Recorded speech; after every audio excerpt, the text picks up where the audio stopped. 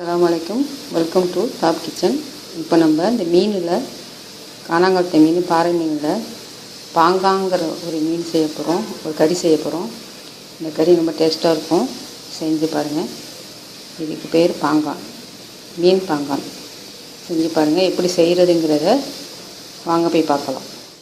இப்போ பாங்கான் செய்கிறது எப்படிங்கிறத இப்போ காட்டுறேன். இதுமாரி ஒரு 1/2 கிலோ மீன், காணாங்கத்தை மீன், பாறை மீன் வாங்கிங்க. இது வந்து நம்ம இப்போ பொரித்து எடுக்கணும், அரை பொரியலாக பொரித்து எடுக்கணும். எப்படிங்க செய்கிறதுங்கிறத காட்டுறேன். இப்போ வாங்க பாங்கான் எப்படி செய்கிறதுங்கிறத காட்டுறோம். இது வந்து 1/2 கிலோ மீன், காணாங்கத்தா, பாறை இதேமாரி மீனில் செஞ்சாக்கா ரொம்ப டேஸ்ட்டாக இருக்கும். இது எப்படி செய்கிறதுங்கிறத காட்டுறேன்.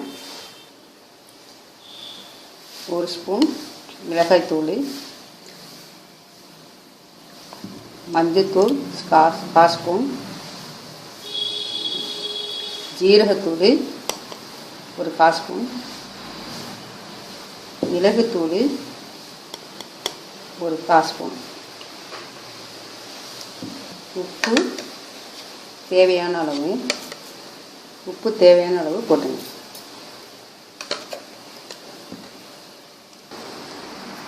இது அப்படியே நல்லா பெரட்டி,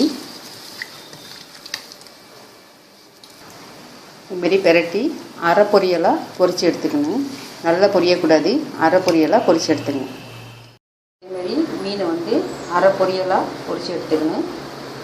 ரொம்ப பொரியக்கூடாது, அரை பொரியலாக தான் பொரித்து எடுத்துக்கணும். அதுக்கு இந்த வெங்காயம் வந்து சின்னதாக இதுமாரி சின்ன பீஸாவாக வெட்டிக்கணும். அதுமாரி தக்காளியையும் இதுமாரி சின்ன பீஸாவாக வெட்டிக்கணும். வெங்காயம் 3, தக்காளி 1. இந்த பூண்டு வந்து அதேமாரி சின்ன பீஸாக வெட்டிக்கணும். ஒரு 10 பல் வெட்டிக்கணும். பச்சை மிளகாய் 2, அதையும் சின்ன பீஸாக கட் பண்ணிக்கணும். எலுமிச்சை பழம் 1. தேங்காய் பால் வந்து திக்காக ஒரு தேங்காய் பால் ஒரு 1/2 கப்பு. எப்படி செய்கிறதுங்கிறத பார்ப்போம். இப்போ சட்டியை வச்சுக்குவோம். எண்ணெய் வந்து ஒரு 3 ஸ்பூன் ஊற்றிக்குவோம். ஊற்றிட்டு நல்லா எண்ணெய் சூடாகிடுச்சு. இப்போ இந்த வெங்காயத்தை, கட் பண்ண வெங்காயத்தை இதை போட்டுருவோம். இந்த மீனுக்கு வந்து மீன் பாங்கான்னு சொல்லுவாங்க. மீன் பாங்கான்னு சொன்னாக்கா ரொம்ப டேஸ்ட்டாக இருக்கும். இது பேர் பாங்கான் தான். இது வந்து வெங்காயத்தை ரொம்ப எவ்வளோ சின்ன பீஸாக நம்ம வெட்ட முடியுமோ அவ்வளோ சின்ன பீஸாக நீங்கள் வெட்டிங்க வேண்டாம், அப்போ தான் டேஸ்ட் அதிகமாக இருக்கும். இந்த சின்ன பீஸாக குட்டியாக சின்னதாக அழகாக வெட்டிங்க. வெங்காயத்தை வேறு ரசாக வதங்கின பிறகு பூண்டு சின்ன கட் பண்ணி வச்சுக்கோங்க. அந்த பூண்டையும் அதை சேர்த்துக்கணும். ரொம்ப சின்னதாக வெட்டணும். எவ்வளோ சின்னதாக வெட்டுறீங்களோ அவ்வளோ அழகாக இருக்கும், சாப்பிடவும் டேஸ்ட்டாக இருக்கும். இந்த பூண்டையும் நல்லா அந்த எண்ணெயில் வதக்கிங்க.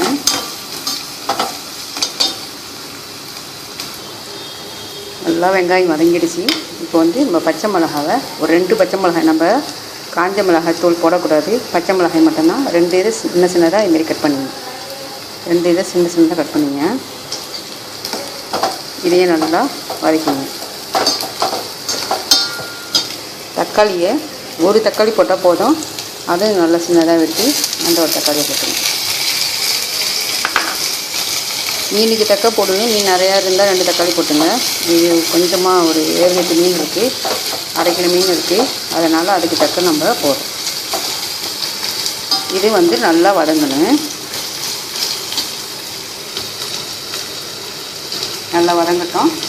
அப்போ தான் கொஞ்சம், ஆனால் ரொம்ப வதங்கக்கூடாது, கொஞ்சம் ஓரளவு வதங்கட்டும். இதில் இஞ்சி பூண்டு விழுது வந்து 1 ஸ்பூன் போட்டுக்கிட்டால் போதும், ரொம்ப போடாதீங்க, 1 ஸ்பூன் போட்டுருங்க. நம்ம பூண்டு போட்டுருக்குறோம். இஞ்சி பூண்டு வந்து கொஞ்சம் மீன் ஸ்மெல் வராமல் இருக்கிறதுக்காக அந்த இஞ்சி பூண்டு கொஞ்சம் போடணும். இதையும் நல்லா வதக்கிங்க.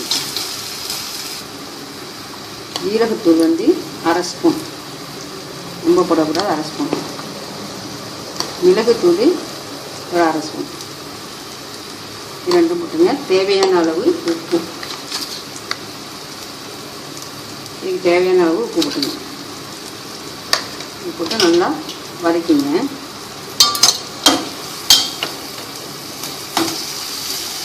நல்லா இந்த மசாலாவும் இந்த எண்ணெயிலேயே நல்லா வதங்கணும்.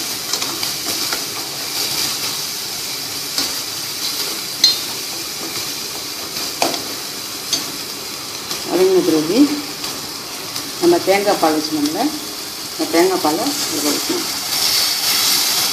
இதை ஒரு மூடி நல்லா அரைச்சி திக்காக பால் எடுத்துங்க. தண்ணி எடுத்துடாதீங்க, திக்காக எடுக்கணும். தேங்காய் பால் ஊற்றினதில் தயிர் வந்து நல்லா ஒரு 3 ஸ்பூன் தயிர் ஊற்றிங்க. இப்போ தயிர் ஊற்றிக்கிட்டோம். தயிர் ஊற்றி நல்லா இது கொதிக்கணும். நல்லா இப்போ கொதிக்கட்டும், மூடி வச்சுருவோம். இது நமக்கு நல்லா கொதிக்கட்டும், மூடி வச்சுருவோம். நல்லா கொதிக்கட்டும். ஒரு 5 நிமிஷம் கொதிச்சிருச்சு. வெங்காயம்லாம் நல்லா வெந்துருச்சு. இப்போ என்ன செய்யணும்னா, நம்ம பொரித்து வச்ச மீனை ஒரு மீனாக இதில் நம்ம இதில் சேர்த்துணும். இது வந்து நம்ம அரை பொரியலாக தான் பொரியணும்.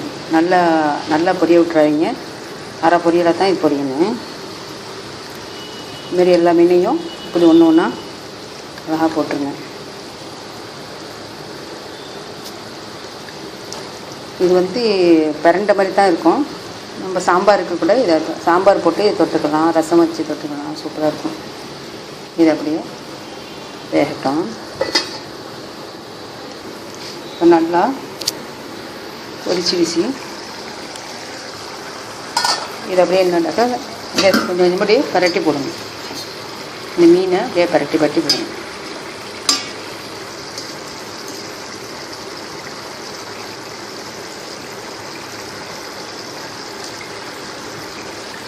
இதேமாரி அழகாக பரட்டி போடுங்க.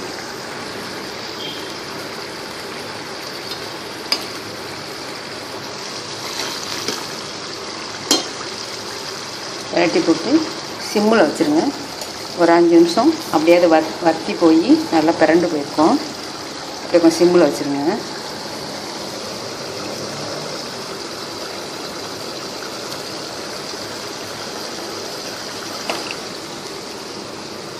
இப்போ என்ன செய்யணும்னா, அடுப்பு ஆஃப் பண்ணும்போது ஒரு அரை எலுமிச்சைப்பழம் சாறு மட்டும், அரை எலுமிச்சைப்பழம் ஊற்றினா போதும். 1 ஊற்றிடாதீங்க, அரை ஊற்றிங்க. நிறைய மீன் இருந்தால் 1 எடுத்துக்கலாம். இது அப்படியே நம்ம